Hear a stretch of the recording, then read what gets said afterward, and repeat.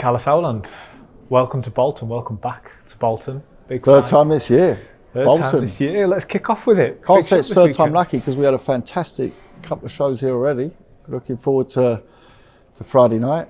It's always amazing. Live on Channel 5, obviously coming off that bumper weekend in Brighton, 2 million audience on television, free-to-air television.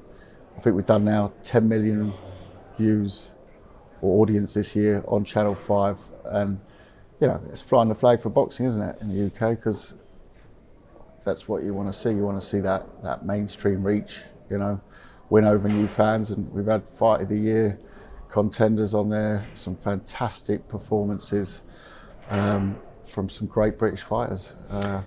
Yeah, very proud. We'll have a look back at 2023 in a moment, but let's cut straight to why we're here. Nathan Gorman, comeback fight. Khloe Watson going for the EBU.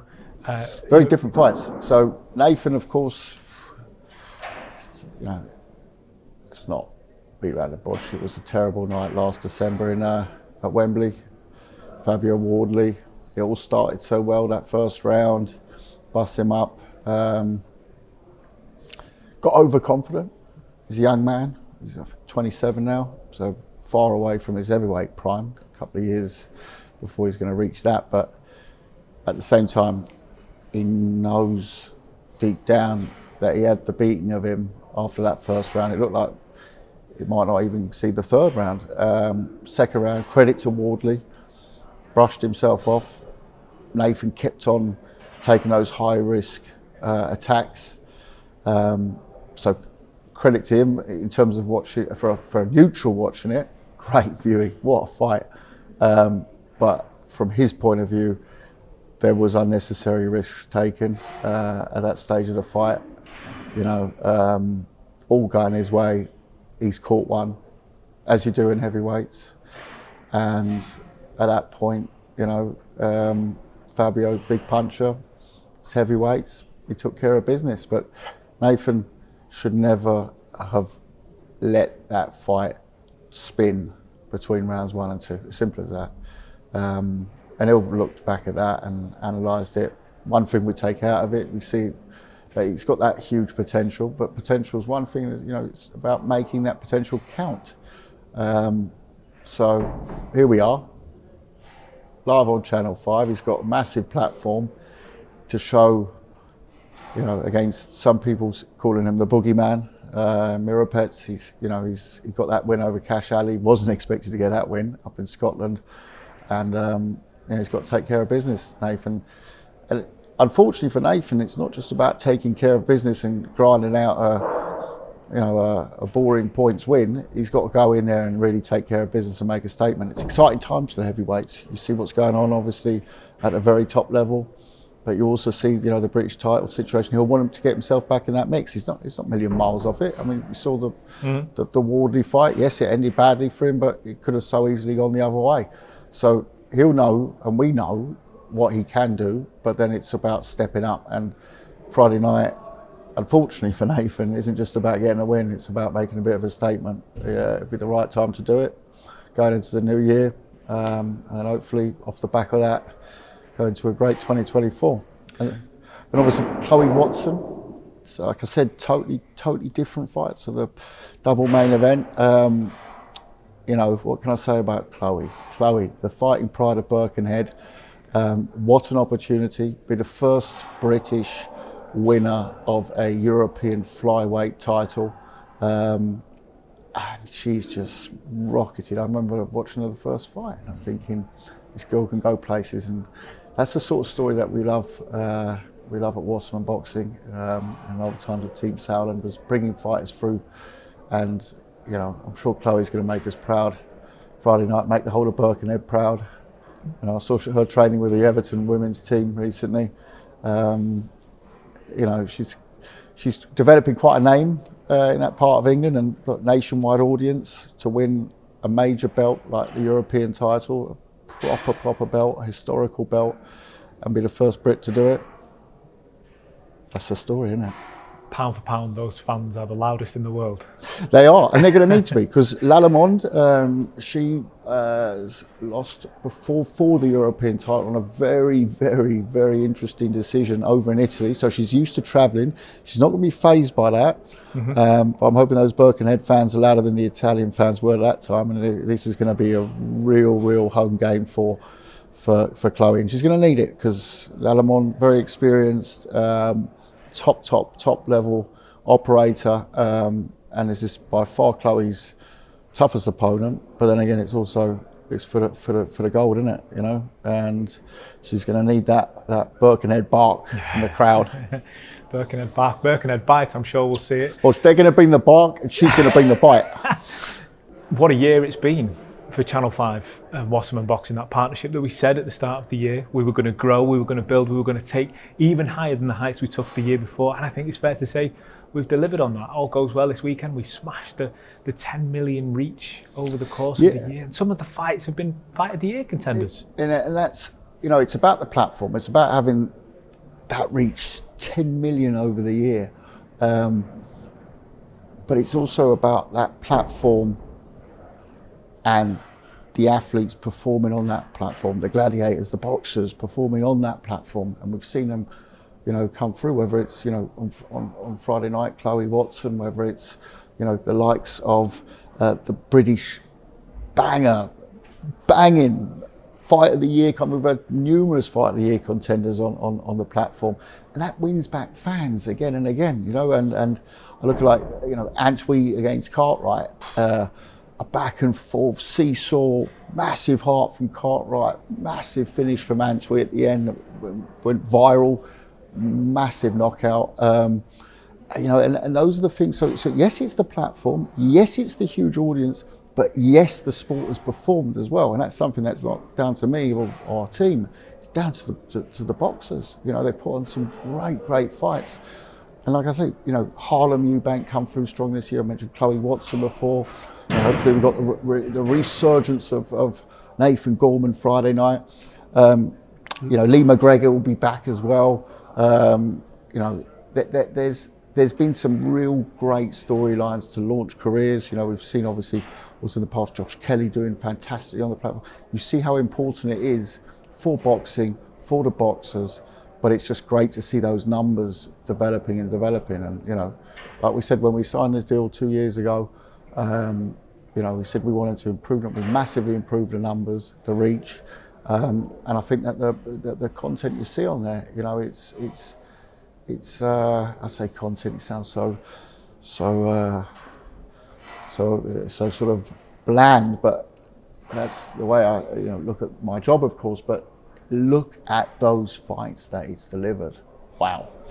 One fighter that has certainly made the most of the platform and has really grabbed a hold of the narrative, the storyline, brought a belt home, and now goes on to the biggest fight of his career is Lyndon Arthur.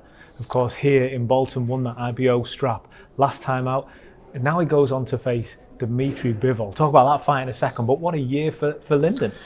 Yeah, I talked about the storylines, and actually, you know, Lyndon's been a massive part of the year. I mean, he was down in his last fight, tough Argentinian opponent. He found the shot, and you know, look, he's certainly him a shot on arguably one of the biggest cards in world boxing. December the 23rd, he takes on the light heavyweight king, Dimitri Bivol. A lot of people say that's obviously a tough fight for Lyndon.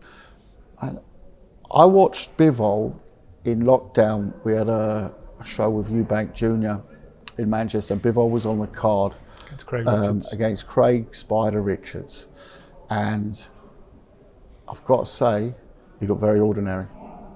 Lovely guy, by the way, Bivol. Yeah. Very nice guy, smooth operator, and when he performs to his levels, he's a fantastic boxer. But he has those weaknesses. We've seen that on a British ring, and you know, I'll put my head out here, but you know, Lyndon for me is a much more dangerous finisher than Craig Richards. Craig Richards is a very good boxer, but Lyndon's got that spite at the end. We saw that also when he won the IBO World Championship. So he goes into this as the massive underdog, no doubt about that. But he's also going to be looking at that fight and a couple of other fights where Bivol sort of switches off, and you know we're obviously going in there looking to create a massive upset, but I believe that Lyndon has the capability of doing that. You know, things have got to fit on the night. Lyndon's got to come out like I always say, Lyndon, no coming out there and, you know, sleeping through the first couple of rounds, which he tends to sometimes do, analyses his opponent too much, overthinks things, and then starts getting into the fight. We saw that against the Argentinian as well. It's someone that needs that wake-up call. I'm hoping the name Bivol wakes him up a little bit earlier in the fight, and he's got to go throw the kitchen sink at him, because Lyndon is a hell of a finisher. So that's how I see it, and yeah, talk victory. It really is a chance at greatness for Lyndon. You win that, you're top of the pound. It is, although I've got to also say I've seen bigger upsets in boxing. Yeah. I've seen bigger upsets in boxing. I think we mustn't like look at this as, you know, it's just won an IBO World Championship. Yes, it's not WBC, WBO, IBF, BA, but it's still a recognition of what Lyndon's done. And you know, we've seen him in very good fight. We've seen him beat Anthony Yard, you know, and so he's up there. You know, he's often overlooked. And beware the quiet man. Beware the quiet man. You know, he's not the type to go out and, you know, shout like a lot of these other light heavyweights, especially from the UK. He's a quiet man, you know. He's also one that when he lets his hands go, he will command respect. And Bivol will feel that. So that's still to come this year. Of course, there is one other show to wrap up a huge 2023. Josh Kelly, back in Sunderland. December 16th, live on DAZN globally. Yeah, we're delighted with Josh's progress. I think Adam Booth's also very, very happy with where things are going. You know, obviously outside the ring, the rankings looking fantastic. I think WBO #1. You know, he's #1 in the world now. You know, next year, massive year. We've got to get through. We've got to get through December 16th. Always interesting when a boxer returns home. This will be his first pro fight in Sunderland.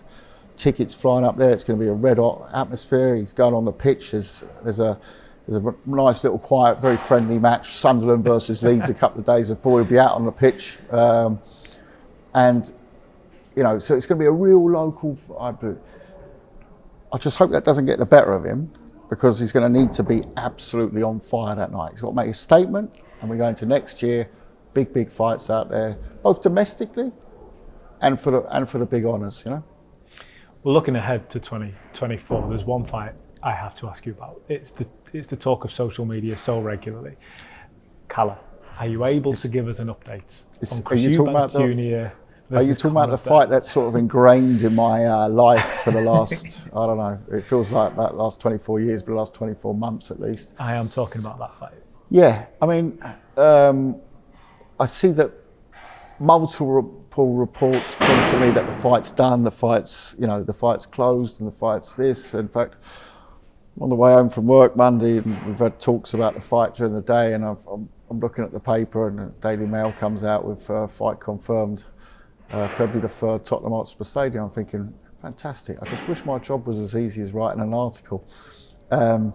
Look, it's great that people are making announcements of an announcement of something that's not done yet. If it was done, we would have announced it. Yeah, so it's quite obvious that we are talking. It's also quite obvious that we haven't got a deal, or else we would have had a press conference.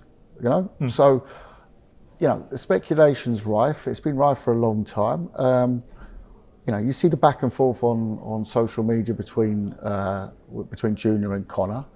So, you know, you can gauge that they both want the fight. You can gauge that we're trying to make the fight. So, I think all parties are in. But in boxing, that means all parties also have to reach commercial agreements around the whole fight. You know, there's obviously a licensing process around it as well, how that's going to be done. And then there's also the question of, you know, doping controls, and there's the lesser things of, you know, how does the event look? You know, is it the 3rd? You know, have we got something else up our sleeve? not to say too much now, but you know, we've got to try and make things work. And I think that it's the one thing I would say, it's coming to a head now, and I think that's the first time I've said that in an interview. It's coming to a head now because timing wise, it will either happen now or it won't happen. You know, I do believe now's the time for that fight. I think both men want to go off and fight other people. I think they both want this chapter closed. I think I can look at it only from our perspective. I've seen that, you know, Conor Benn's been linked with Boots Ennis and other people that, you know, he'll probably want to fight in his career. But from Junior's point of view, you know, Kell Brook, world title shots, Janny Beck. You can look at the likes of, you know, Billy Joe Saunders returning unfinished business there, of course. Like Billy Joe said he'd like to see that fight as well. So that's something that can be done in the future. But right now, it's from our side, it's trying to find a solution around what's Junior's next fight, and if that's Conor Benn, then we've got to find a deal in the next few days on it. It's as simple as that. So looking ahead at 2024, outside of Eubank Junior Ben, what can people expect from Wasserman, Channel 5 and beyond? Well, I think, you know, it sets itself up for a huge year. You can start with Josh Kelly, of course. I touched on, you know, 2024, massive year for him. He's sitting that #1 slot. He's got that world title shot coming. He's got big domestic fights. You know, Eubank Junior Ben, what comes out of that if that happens? Kell Brook, you know, there's loads of fights that we'd like to chase with Josh next year, 100%. I think he'll be one of the faces of British boxing in the next few years, and I think most people would agree with me on that. You know, Florian Marku, another very interesting fight I find on a domestic front while we wait for that world title shot, which I expect more to happen in the second half of the year. So there's some great fights for Josh. Lyndon obviously defending all those world light heavyweight championships after beating Dimitri Bivol. That's going to be fantastic as well. Maurice Breedis going to be out against the winner of Zorro Opetaya, probably February. So that's obviously a big night for us with Maurice. He wants that belt back, wants that third world title. So yeah, no, he's hell bent on that. He's in terrific shape. He's looking very much forward to recapturing the world title. You know, look through, you know, Harlem Eubank obviously sets up a big 2024. I saw Adam Aziz mention, welcome that fight all day long, every day of the week and the month. Harlem takes care of business on that one. At the same time, look at, you know, obviously Khloe Watson, hopefully successful on Friday night. Looking very forward to her defending. Maybe we could do something up in Liverpool or Birkenhead. The first defence of that European Championship, and she should be challenging next year for world honours. You know, I'm not getting ahead of myself here because she's got to win that European title Friday night, live on Channel 5. So yeah, and then you've got a load of young fighters coming through. You know, we've got Dan Tower pro debut this weekend. We've got Cody Smith, the pride of Yorkshire. Yorkshire Canelo. I actually saw him turn up today. He must be -5 outside. He's turned up in a silk shirt. Only a Yorkshireman would do that on a day like this. You know, those are the characters coming through. We've got 6, 7, 8 young guys and girls next year. I expect to push through and be mixing around that British scene. So, world title, European title, British title level. You know, we've got a full bag at Wasserman Boxing, and look, very excited to move forward on that. Well, it all starts, you said it there, it all starts this Friday. And of course, Lee McGregor, north of the border. Let's not forget our man north of the border, Mr. Lee McGregor. Unfinished business with Isaac Lowe? The Isaac Lowe fights, that fight I was so looking forward to seeing. That's something we'll see early next year as well. You know, Isaac, tough. You know, he's of the Fury stock. You know, we all know that, and it's going to be a very, very interesting fight, that one. But it starts this Friday on Channel 5. It does start live and free on Channel 5, Friday night. Kalle Sauerland, we'll see you there. Thank you.